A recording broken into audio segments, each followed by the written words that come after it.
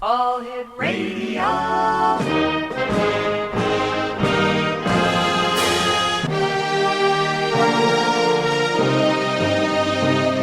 Welcome to the X Zone, a place where fact is fiction and fiction is reality. Now, here's your host, Rob McConnell.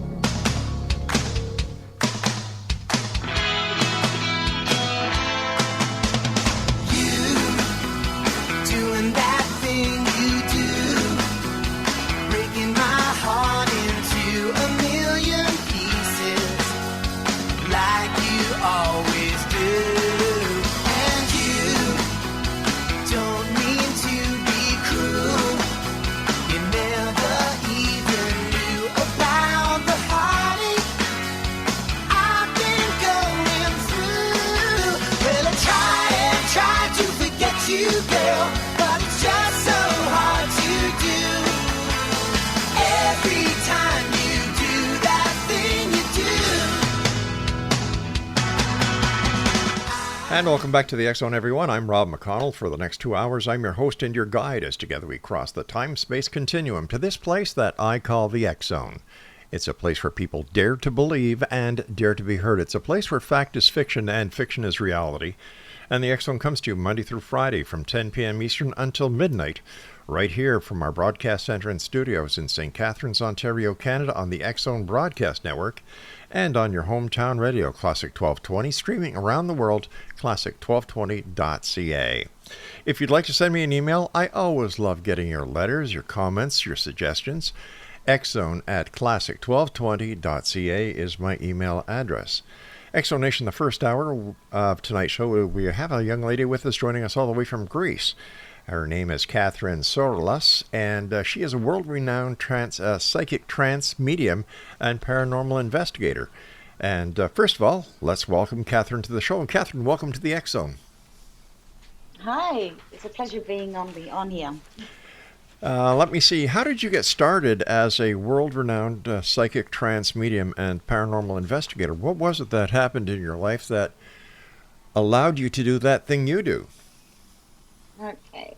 It started at a very young age, like it starts with every child and every person, I think. Mm-hmm. We go through the same, I can't find the word, but we go through exactly the same patterns. We always feel like there's somebody following us. Mm-hmm. You hear a whistle, you hear your name whispering. You might see something at the corner of your eye. I remember from a very young age, and I still remember scenes from my age of 4 and 5 years old, when I would look under my bed and look into my cupboards to see if there's anybody there. After that, at the age of 11, I started feeling things around me, like emotions of people. Mm-hmm. I would pick up their emotions. In the 1980s and 90s, you didn't know what an empath or sensitive is, right? Right. No one would talk about it. So I went to, actually, my mum and my auntie took me to this Greek church, Greek monastery. And the priests there were doing an exorcism. So I witnessed my first exorcism at the age of 11. It was so intense that I still remember it up to this day. And I felt exactly what that girl was feeling, and everybody else that was in the church, what they were feeling. And then I just, it got so overwhelmed that I got dizzy and I fainted. Oh my gosh. And after that, everything seemed, that sort of triggered out and opened up all gifts, because everybody has gifts. Everybody's born with gifts. And like our psychic gifts are imprinted in our DNA from day one. Mm-hmm. And from our ancestors.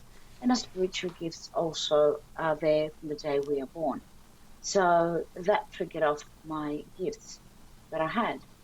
And at the age of 12 actually, that auntie took me to this institute. It was called the Institute of Life Programming, where there I learned how to do psychometry, psychokinesis, remote viewing, and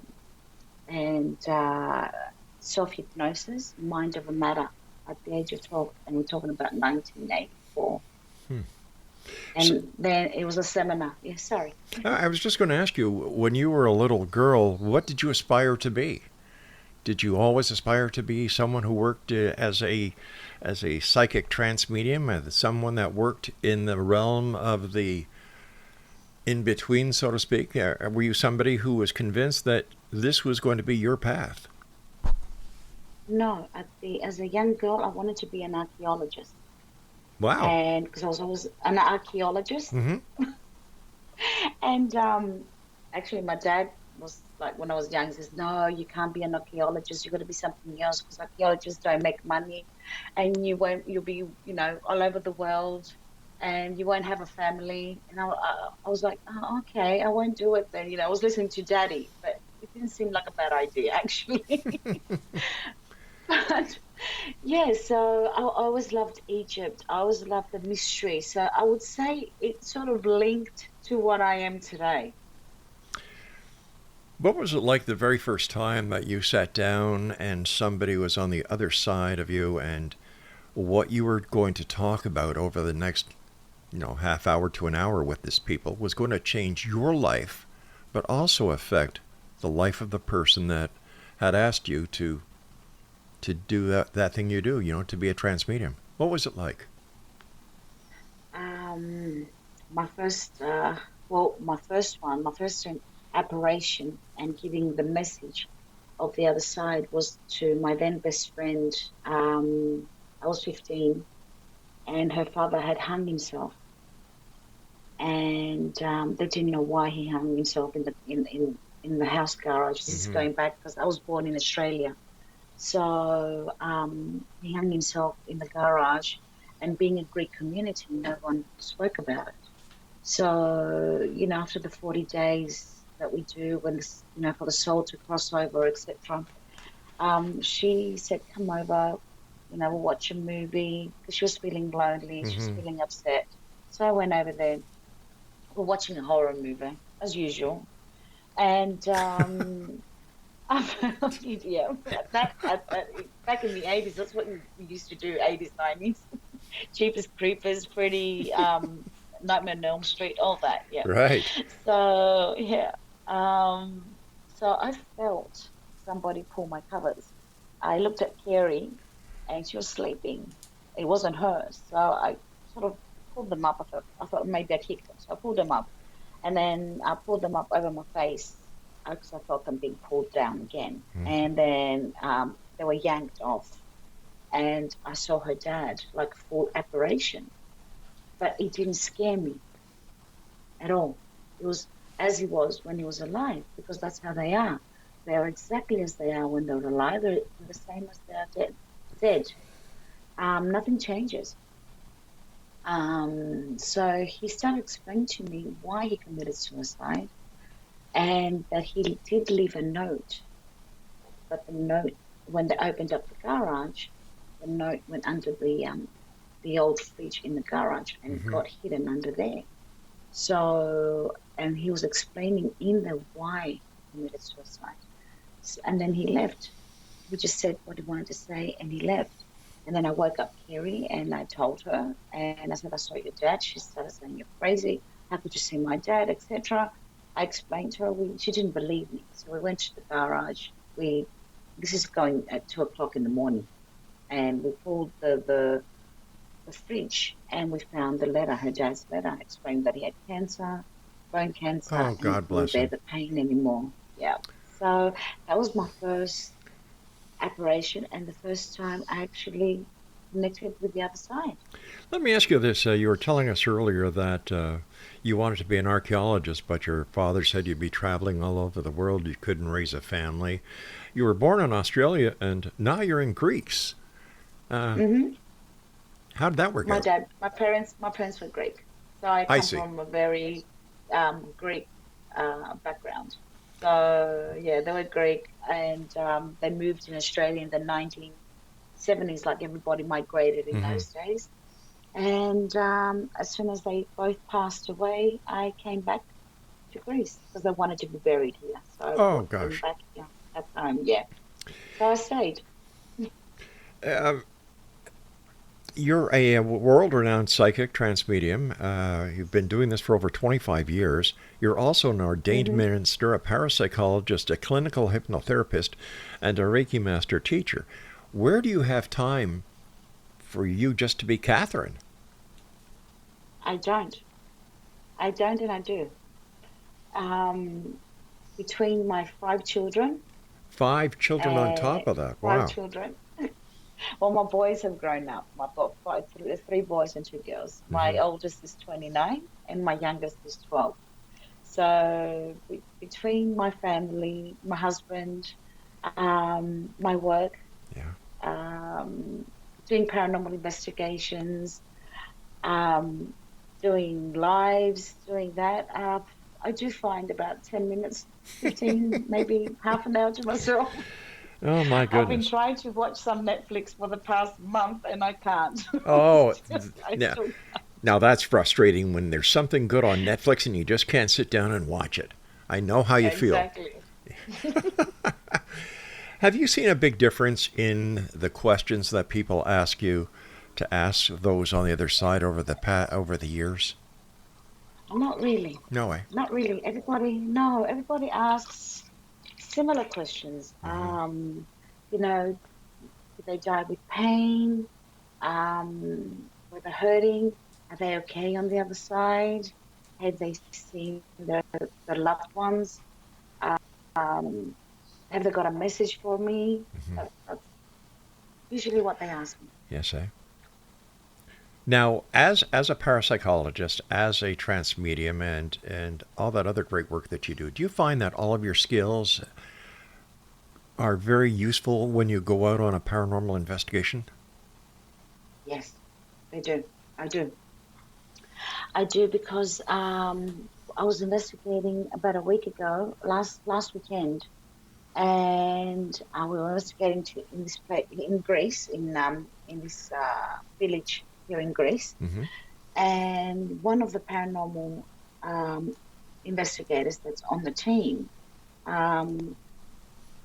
he got like a sort of an attachment, like the dark soul that was there, Right. started getting frustrated with me because, and I mean, it was a human soul, but it did something dark. Kathrine, please. Suicide. Kathrine, please stand by. I've got to take a break here. Exonation, our guest this hour is Kathrine SORILOS, and she's in Greece. Wow, what a beautiful place Greece is. And we'll be back on the other side of this break as the X Zone continues with yours truly, Rob McConnell, from our broadcast center and studios in St. Catharines, Ontario, Canada, and your hometown radio, Classic 1220, streaming at classic1220.ca.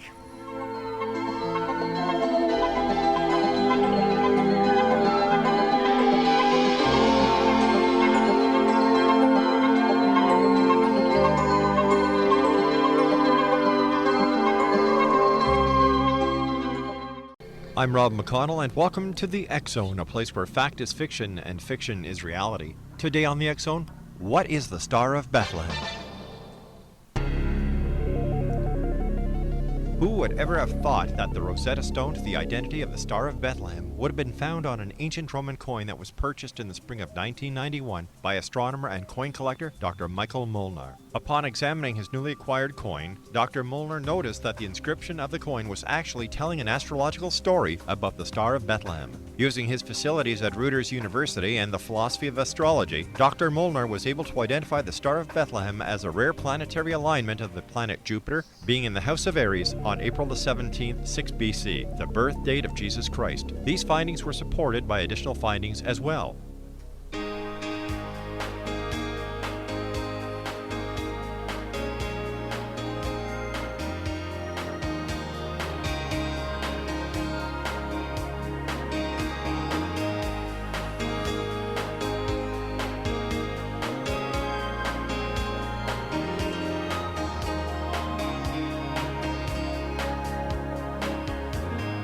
Remember when the days were long and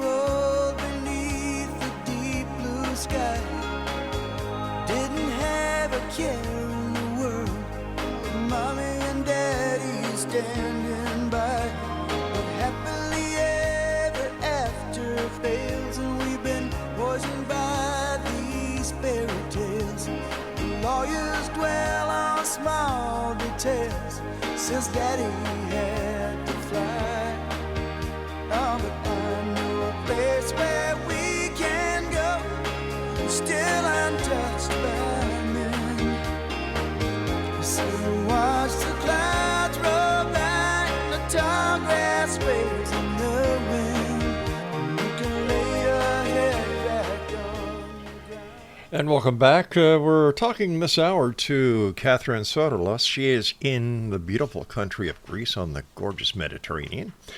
And we're talking to her about being a psychic trance medium, world-renowned at that, a paranormal investigator, a parapsychologist, an ordained minister, a clinical hypnotherapist, and a Reiki Master, and I'm sure there's a lot more that this young lady does.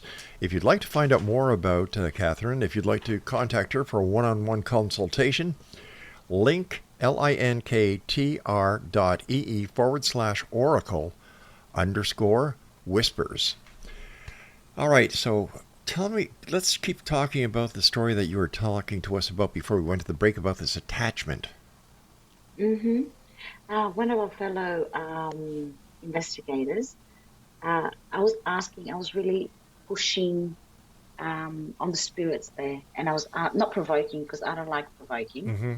I find that it's rude. Yes, Right? it's very rude. We invade their space. They don't.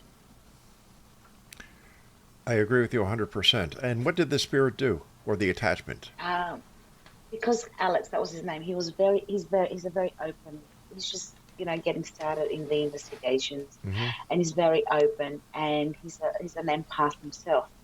That spirit that was there that actually harmed himself and his children, he killed his children, latched himself on Alex, on one of the investigators.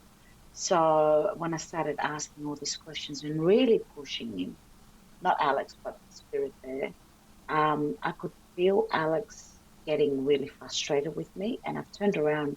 His eyes were red, his face was red, and he started telling me off, and he's like, stop asking me questions, stop asking this, stop doing this. He was really coming for me. So I had one of the other investigators take him outside so he can calm down. I stopped the questions. I walked out, and poor Alex was like, I'm so sorry. I didn't mean to talk to you like that. I said, look, I've been there. I've been down that road. I know it's happened before. So what I did, I said, I tried to make him calm down, take a few breaths, and then I did some Reiki on him to cut off whatever is attached, and some hands-on healing is another method of healing and cutting cords of anything that might be attached to him, plus my protection spray and all that I had with me. How can you tell if someone has been attached with a spirit or a negative entity? How do they act? It's like the 4 stages. We've got infestation, oppression, obsession, and possession. So the infestation is like, it starts off like with Alex, becoming angry, starting like if I was to leave him and wouldn't realize what was going on. Most of the times, those spirits that are in those places want to stay in those places. They don't usually attach to you. What they do, they'll do it at that point to scare you.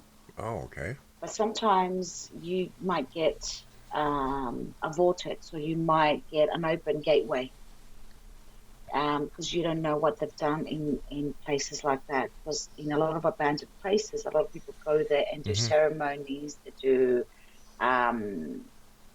provoking, they do invocations, they do rituals.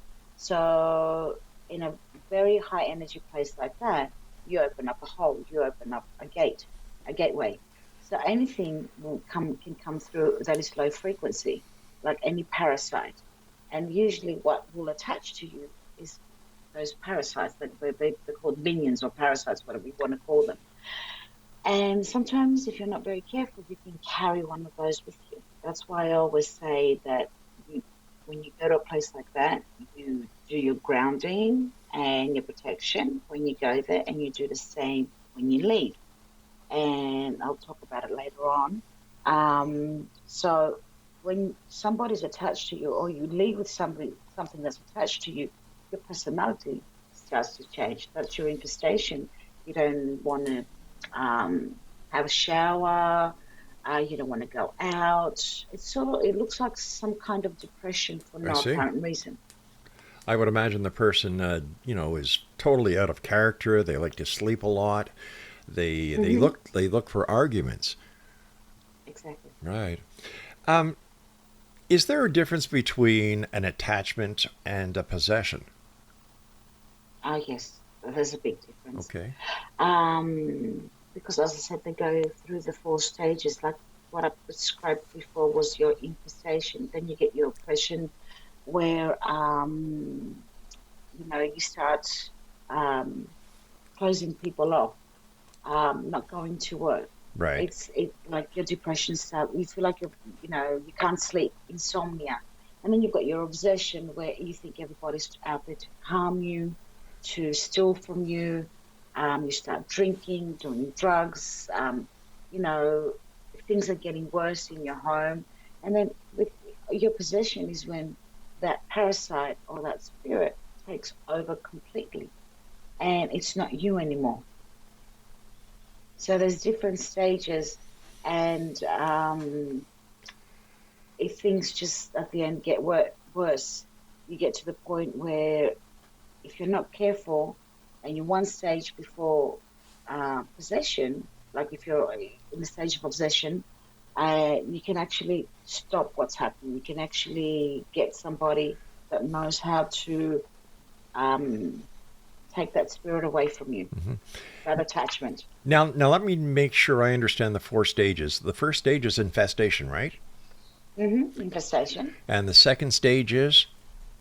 Oppression. The third stage is depression. Obsession. Obsession. Obsession is the third stage. And the fourth stage is depression. All right. No. The fourth stage is possession. Okay. There's no depression. Possession. All right. So we have infestation, oppression. Yep.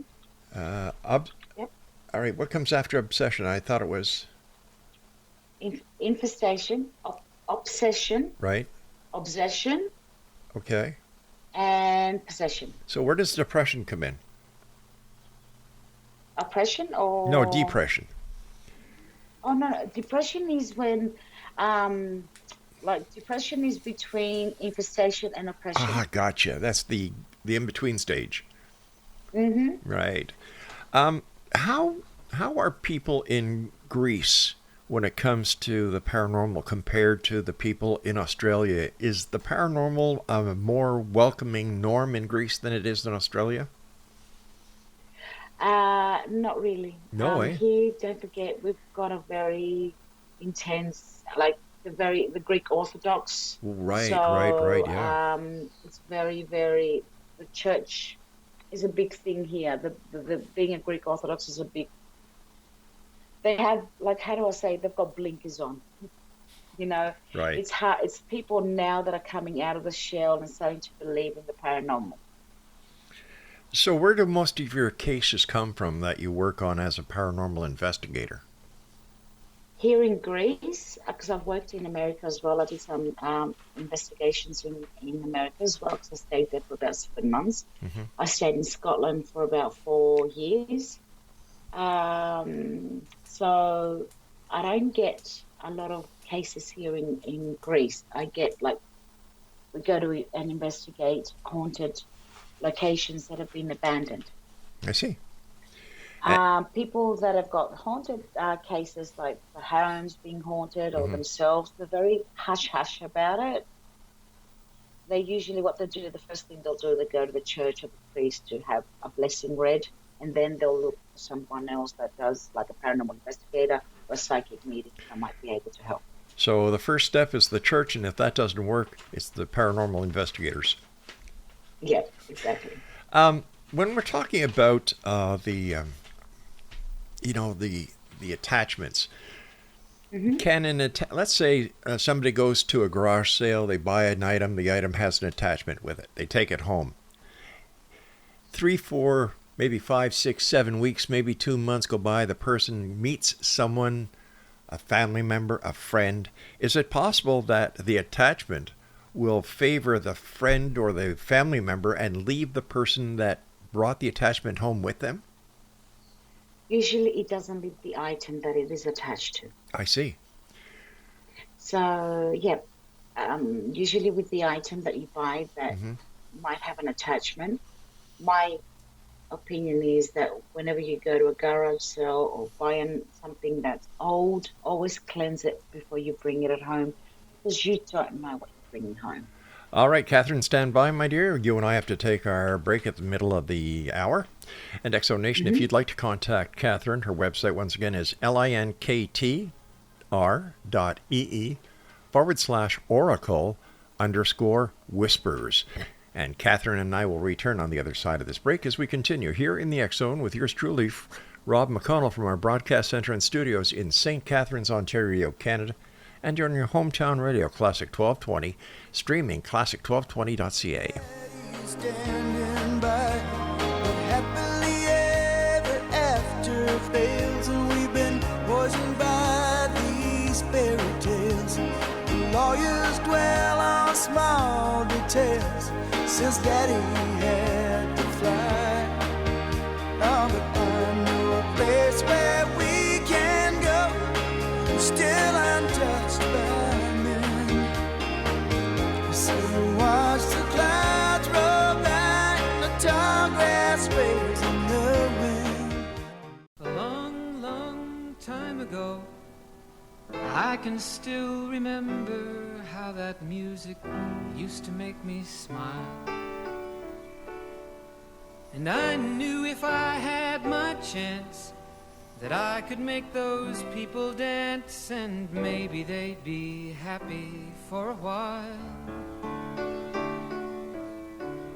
But February made me shiver with every paper I deliver. Bad news on the doorstep, I couldn't take one more step. I can't remember if I cried when I read about his widowed bride, but something touched me deep inside the day the music died. So bye-bye, Miss American. And welcome back to the X Zone, everyone. Our guest this hour is Kathrine SORILOS, and she is in the beautiful country of Greece on the Mediterranean. And her website is linktr.ee/oracle_whispers. As a parapsychologist, what kind of work do you do?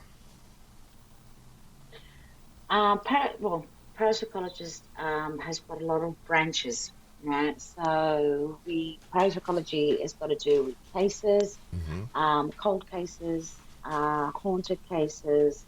It's got to do with cryptology, ufology. So it's a bit of everything in the paranormal field. Gotcha. I understand you also do dream interpretation. How does one interpret a person's dreams when there are so many venues that can be accounted for why this person is having the dream and the different symbology?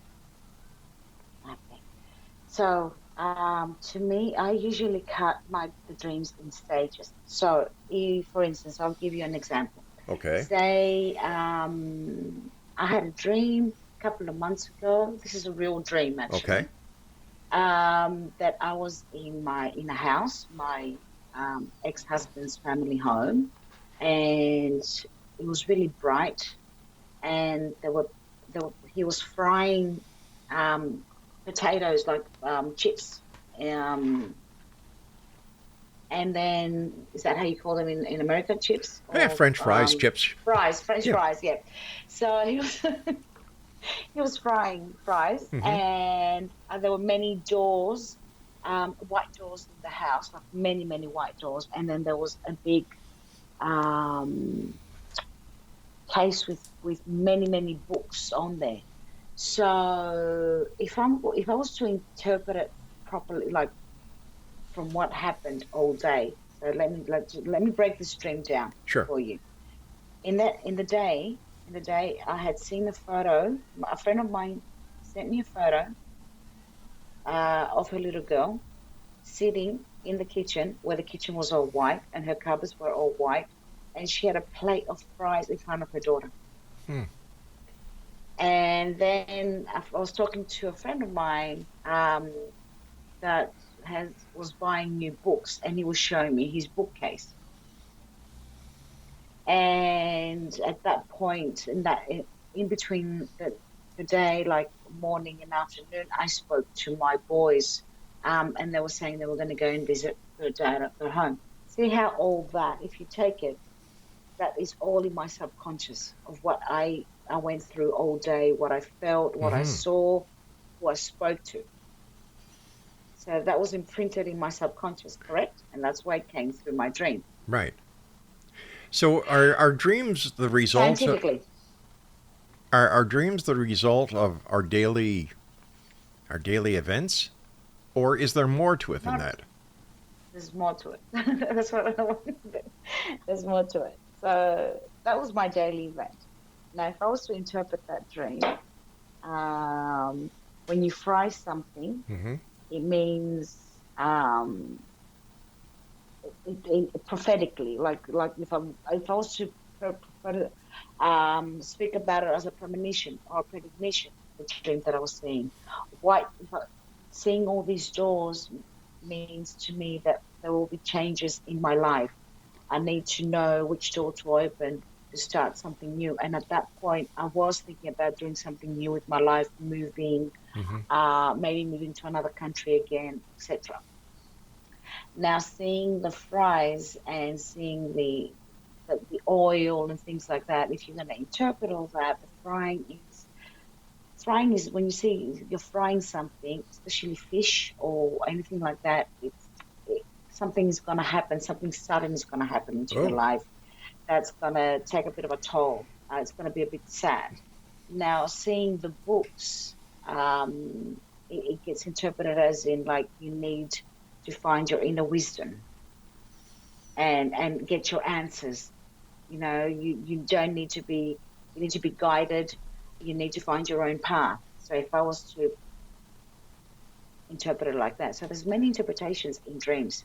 So you either interpret it scientifically of what you went through all day and you saw these things, or you actually interpret it as prophetically as a premonition or precognition.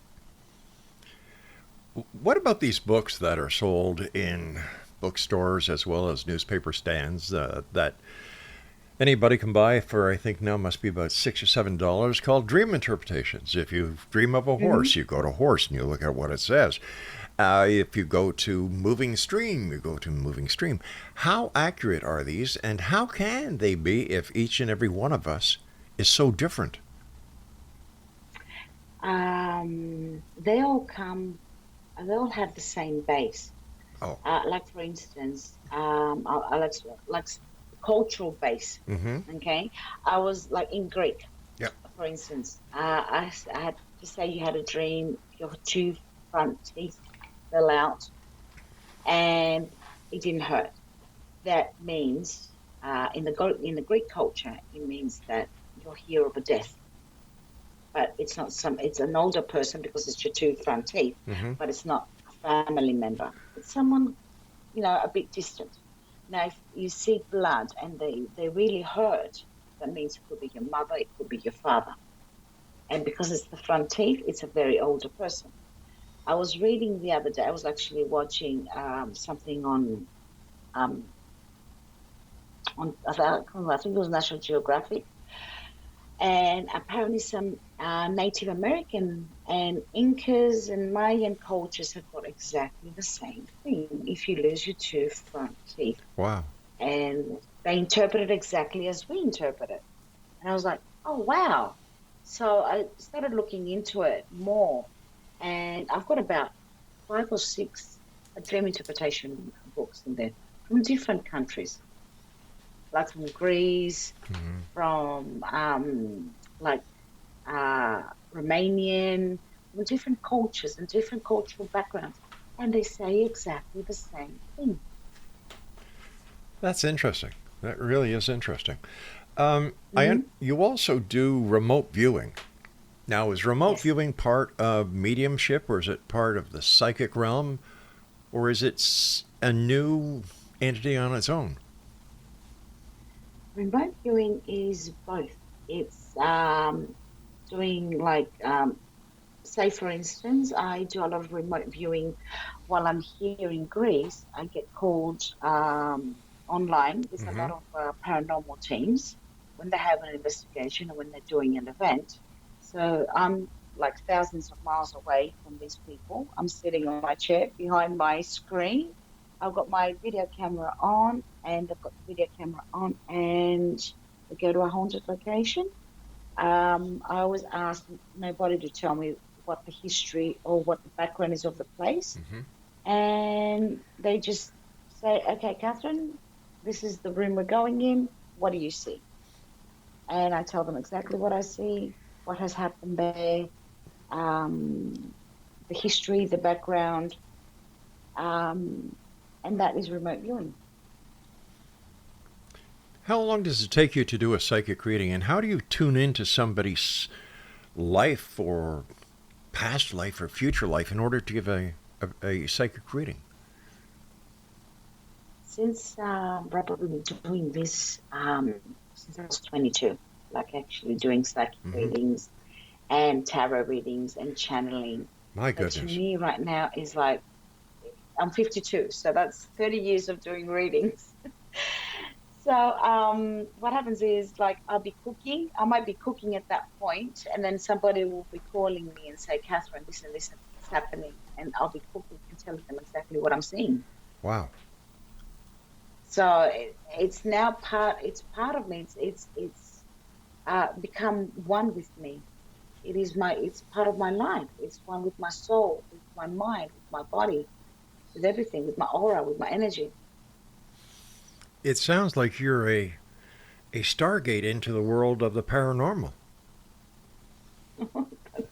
Okay, that's a nice way of putting it. Listen, I was wondering if you could do something for me.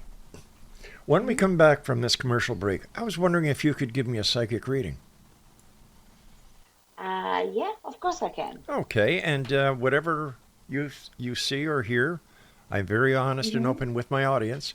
So don't feel restricted or don't feel bound up by what you feel or you need to say. Does that make sense? Okay. Yep, it makes sense. So let me just grab my tools. All right. And I'll be with you in a second. You do that, and I'm going to do a bit of promoting for you, if you don't mind, about all the things that you do, and if people would like to contact you, to go to your website, and Exonation, if you'd like to do that. Her website is, Katherine's website is linktr.ee/oracle_whispers. This young lady does a lot of different wonderful things, Exonation. She does divination. She's a psychic, medium, trance medium, channel, spiritual healer, clairvoyance, remote viewing, psychometry, dream interpretation, crystal scrying and healing, astral projection, parapsychology, or she's an ordained minister. And she also does clinical hypnotherapy, past life regression, and counseling and therapy. And what we're going to do is, when we come back from the commercial break that we have to go to very shortly, I've asked Kathrine to give me a reading, holding no bars back. You know, Exonation, over the years, and since the beginning of the show, 35 years ago, I've been very honest with you. I've never masked anything, because if it's good enough to hear, then I want to share it with you, the members of the Exone Nation. We'll be back on the other side of this very short break as the Exone does continue with my very special guest this hour, Katherine SORILOS, and she is in the beautiful country of Greek on the Mediterranean Ocean, where I'd love to be. Mediterranean Sea, I should say. And we'll be back. So whatever you do, do not go away. And remember, this is the Exone. My name's Rob McConnell. And we're coming to you from our broadcast center and studios in St. Catharines, Ontario, Canada, on the X Zone Broadcast Network, as well as your hometown radio, Classic 1220, streaming at classic1220.ca. I can still remember how that music used to make me smile. And I knew if I had my chance that I could make those people dance, and maybe they'd be happy for a while. But February made me...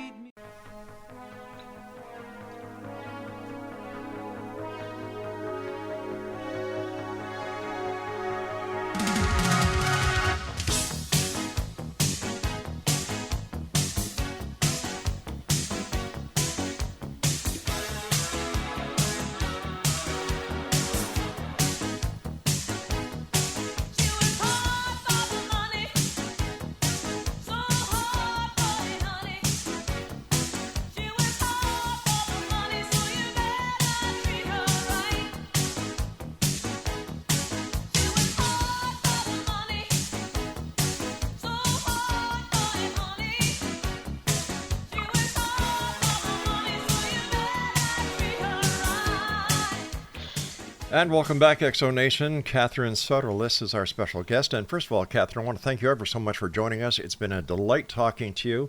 And I must say, I kind of envy you being in Greece on the beautiful Mediterranean. Mm-hmm. So thank you for joining us. All right, I asked you... Actually, I love the song you were playing, and I was just dancing in the background. It was nice. But they remembered my generation. It was really nice. You know what? I call those the good old days. Yeah. Gen X days. Yeah, I try to understand the music of today, and I just can't, so I just put on the oldies, and away we go. All right, I asked you to give me a reading, no holds barred. The microphone is now yours. Mm-hmm. Okay, now, as a human being, as the person that you are, okay, you're very organized. You always go with the logic of things, right? Mm-hmm. You've got a lot of discipline. And you are a leader. Now, I'm seeing somebody with a name, with the initial D. I don't know if it's somebody that's passed over. Initial D, David, Daniel, that's around you. And you're thinking, there's a lot of thoughts you've got in your mind. I won't say guilt, right? But I'll say that you're thinking that the past couple of weeks or couple of months, you've been thinking a lot about your father. Yes, I have. Yeah, that's true. Mm-hmm. And there's things that you want to tell him too, that you wanted to tell him. Well, I still do. My dad, God bless him, he's 96 years old, and he's still alive, and I talk to him at least every second day because I want... So good. Yeah. Yeah, sorry. Go on, tell me. Because I want him to know that he's been a great dad throughout my life, and he's loved. Mm-hmm. I don't want to wait until it's too long. Wait. Yeah, you need to tell him all that. You've been thinking a lot about him, like I said, and you feel like you haven't said the things that you want to say. So talk to him. Tell him all that you've been feeling inside you. Don't forget, we're always kids. That never changes. You need to start finding time for yourself. Actually, I can see your mum right here as well. She's popping up. She's a very warm person, very creative, very, very logic. You've got a lot of traits of your mother as well. I've been told that. Now you need to... Okay, sorry. I've been told that. Mm-hmm. Now also, you need to find some time for yourself. You want to make some major changes in your... I don't know if it's with your work, because there's new things happening with your work or what you do as a business. Mm-hmm. And... There's some new contracts I think coming up. I'm going a little bit deep here. So you might be saying some new contracts. Or there's going to be some new projects coming through as well. Contracts are always good. Mm-hmm. And new projects coming through as well. Mm-hmm. So you need to make a logical approach to these. And you've had a lot of mishaps in your life. Mm-hmm. And a lot of hurdles. It hasn't been easy for you. No, it hasn't. I know. But you've always taken the challenges in your life with a very how do I say, polite way. I look at a challenge as And a way always, to improve and to grow. exactly, you've always looked at them with a polite way of dealing with them and understanding them. Yeah, that is so true. And, sorry? I said that is so true. Right. Now, you've got great ideas and you've got them on pen and paper and you've had them on, written down in pen and paper for many, many years, Rob, and it's about time you put them out there. All I can say is you've been dead on with everything, right on the spot. Okay. Oh, And you see, this is why I like to And let our listeners know what somebody tells me, because I want them to know, because if you were wrong in any of what you were telling me, I would have told you. But I'm glad. you've been Because right on. You're very straightforward. Yes. Wow, thank you. Thank you ever You're so welcome. much. Two more things. Sure, go ahead. You always see the truth in situations. And at the moment, you want to make it's like a new start in your life. It's going to be hard, but I'm not worried about you because every time you make a new start, you go clean slate. You go right down the bottom of the pit, but you always raise up.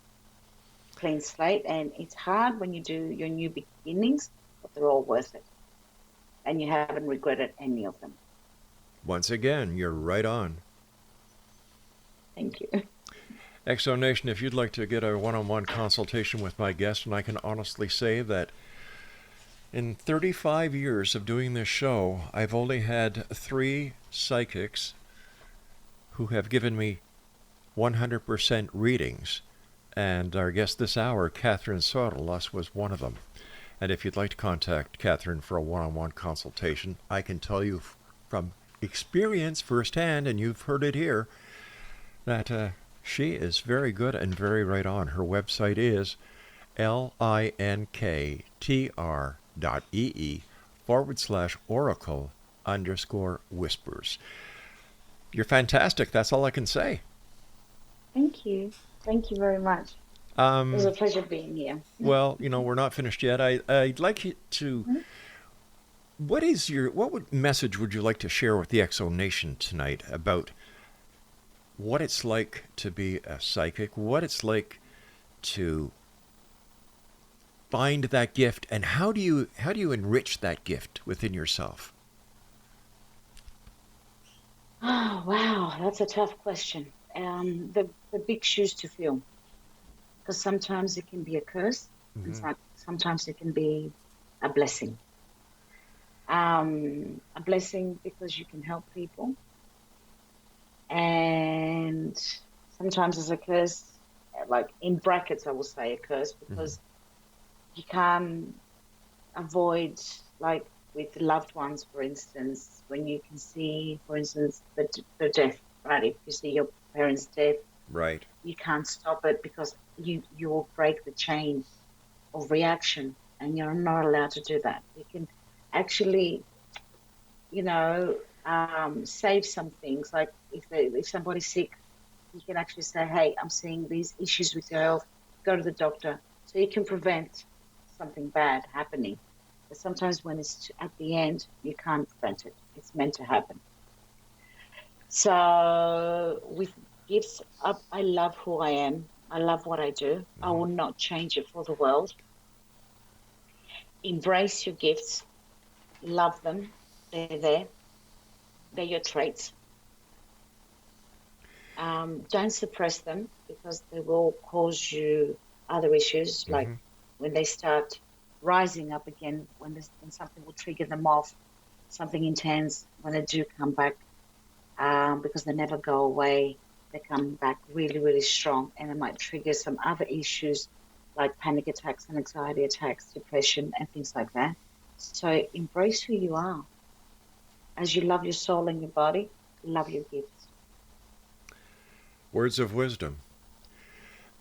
Kathrine, based on your connection with the other side, what happens to us when we leave this meat suit and we go into spirit? Okay. Some of us stay behind because of unfinished business, because we haven't realized that we have died. Um, so what happens is those are the earthbound spirits.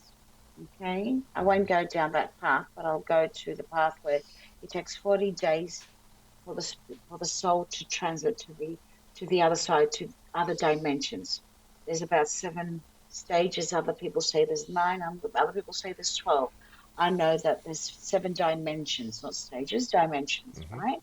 So 40 days for us to roam around this earth, do the last biddings, say our goodbyes to our family, let them mourn us, and then we move to the next dimension. Like we're on the 3rd dimension, and then you've got your 4th dimension, which is your Fae people, the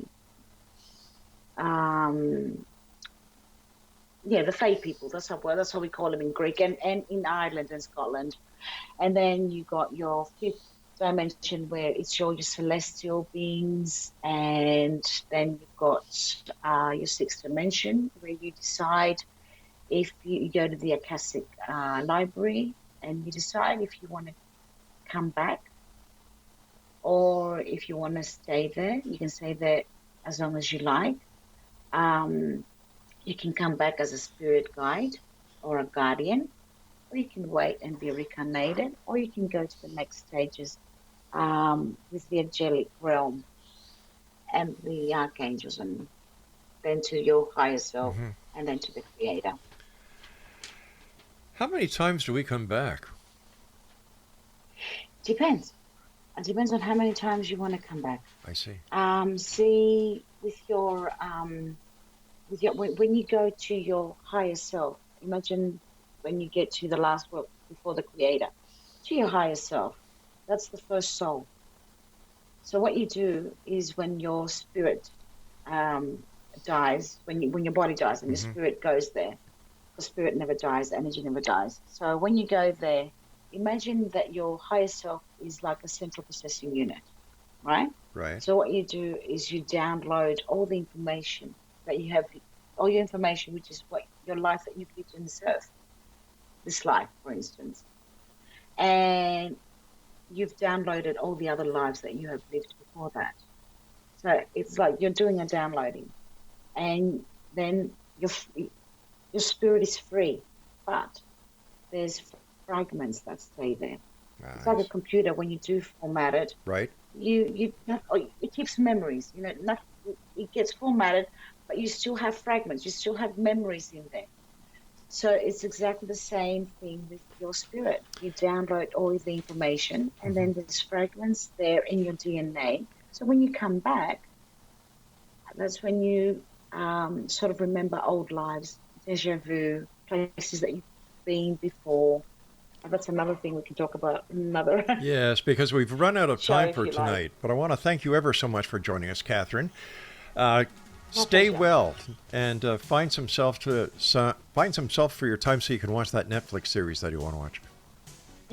I will do that. All right, Exonation, if you'd like to contact my guest this hour, her website is linktr.ee/oracle_whispers. And I'll be back on the other side of this break as the X Zone continues with hour number 2, right here on your hometown radio, Classic 1220, streamed at classic1220.ca.